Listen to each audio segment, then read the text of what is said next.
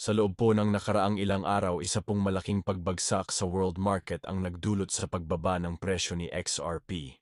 Bumaba po ito ng $2,562 mula sa multi-high niya na presyong $3,385. Halos nasa mahigit 15% po ang ibinaba ni XRP. At ayon sa technical analysis, bababa pa po ito hanggang $2 sa mga susunod na linggo dahilan upang mabahala ang mga baguhang crypto holders. Ang pagbaba po ng presyo ni XRP ay kasabay po ang pagbaba ng presyo ni Bitcoin at ng stock market dahil sa kaliwat kanang sanksyon na ipinataw ng malalaking bansa na nagresulta sa mataas na inflation rate dahil sa economic war. Pero dahil mataas ang volume at price lamang ang bumaba. Ang ibig sabihin po niyan, ang fluctuating ng presyo ni XRP ay panandaliang economic impact lamang. Ang ganito pong fluctuation sa presyo ay madalas magdulot ng takot at pangamba sa mga baguhang investors.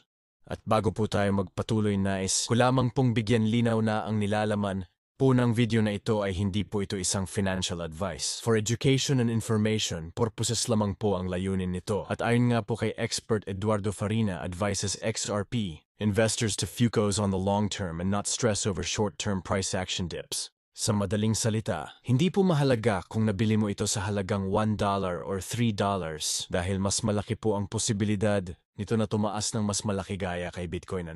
Naman ang magandang epekto nito sa ating mga Filipino trader at mga nag-i-invest kay XRP ang pagbaba po ng presyo. Ni XRP ay isang napakagandang pagkakataon upang makabili ng mas maraming coin, kaya mas mainam po ang magkaroon ng long-term mindset.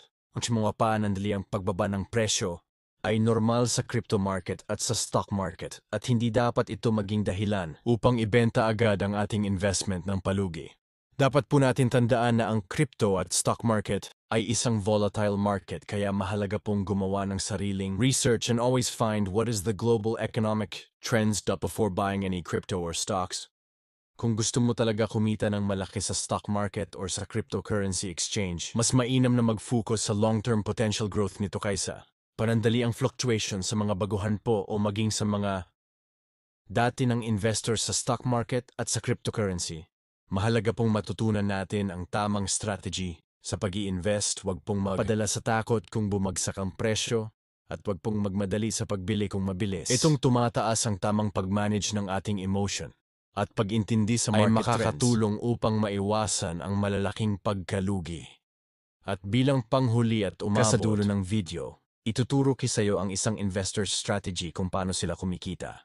Nang malaki ito ay ang tamang paggamit po ng tinatawag na average down strategy. Ang ibig sabihin po ng average down ay bibili ka ng stocks or cryptocurrency sa bawat pagbagsak ng presyo na parang kahalintulad sa mga malalaking warehouse na nag-iimpok ng maraming sako ng sibuyas at bigas at ibinibenta nila ng mas mahal pagsapit ng Christmas. At hanggang dito na lang po tayo sa video na ito mga negosyanteng traders. Sana po inyong nagustuhan at pakilike naman po and subscribe. Thank you and God bless.